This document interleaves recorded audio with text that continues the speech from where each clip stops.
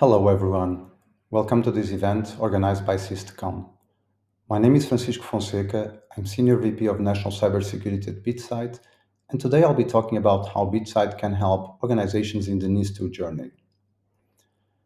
BitSight pioneered the cybersecurity ratings in 2011, and nowadays we enable organizations to measure and manage cyber risk at scale. We have more than 3,000 customers around the world. In this slide, you can see the different areas where BitSight can help organizations in this journey. In the subsequent slides, I'll explain each area in more detail. Let's start with the requirements referred to in Article 21.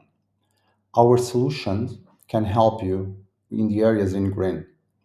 Supply chain will be detailed later. Our platform can help partially address several requirements for both your organization and its suppliers. For example, requirement 5, we detect risks such as botnet, insecure services, or vulnerable mobile applications.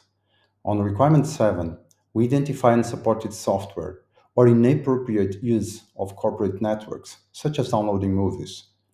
On requirement 8, we detect expired or unsafe encryption certificates. And lastly, on requirement 6, by monitoring patching delays, we highlight ineffective policies or compliance gaps. When it comes to suppliers, here's how we can assist. The first step is identifying which suppliers are being used. Knowing the suppliers and their levels of cybersecurity can help identify the potential risks those suppliers present. You know the impact each one can have on your businesses. We can provide you with data that will help you estimate the likelihood of suffering a cyber incident or data breach for that specific supplier. Beyond this prioritization exercise, we can help you with the entire life cycle of your suppliers. Let's start with the onboarding. We can help you automate your vendor assessment process, which usually takes a lot of time. With VRM, that stands for Vendor Risk Management, you can retire email communications or spreadsheets for questionnaires, making the assessment and onboarding process much more efficient, saving you and your team time. You will also be able to send questionnaires to your suppliers and map the responses provided into the different risk vectors. You'll then be able to drill down into each risk vector with a click of a button. Even if you don't use any questionnaires, you'll still be able to compare your supplier's performance against a specific framework, like, for example, CCB Cyber Fundamentals, or any other framework you want to use, ISO 27001 2022, or NIST CSF, or others that you can see on that slide. By the way, CCB Cyber Fundamentals is the first framework that was created with a specific goal to be aligned with NIS2. This was created by the Belgian government, and it is supported on our platform. Regarding exposure, you should continuously monitor your organization's supply chain to identify, prioritize, and remediate critical issues, such as unpatched systems or IT hygienes. The goal here is to have visibility on the vulnerabilities affecting your suppliers and managing the risk tolerance of those vulnerabilities by working with the suppliers in order to address them. Communicating consistently with your suppliers and third-party vendors is also essential in addressing vulnerabilities. Now, beyond the vendor risk management, the continuous monitoring, and exposure management, we also help customers with our managed services. Whether they are just building out their TPRM program, they are looking to augment parts of their program, or they need additional resources to help run their program. Now, another area we can help is reporting and communicate with management bodies. NIS2 recognizes that effective cybersecurity measures require not just technical solutions, but also a strong organizational commitment and culture led from the top.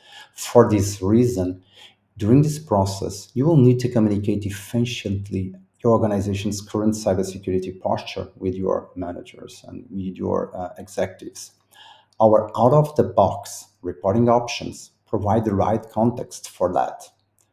Whether you are reporting on your own organization's cybersecurity performance or your supplier's program, or simply demonstrating that your team is actively monitoring your suppliers, BitSight's reporting capabilities make it easy. Another area is the entity's registration.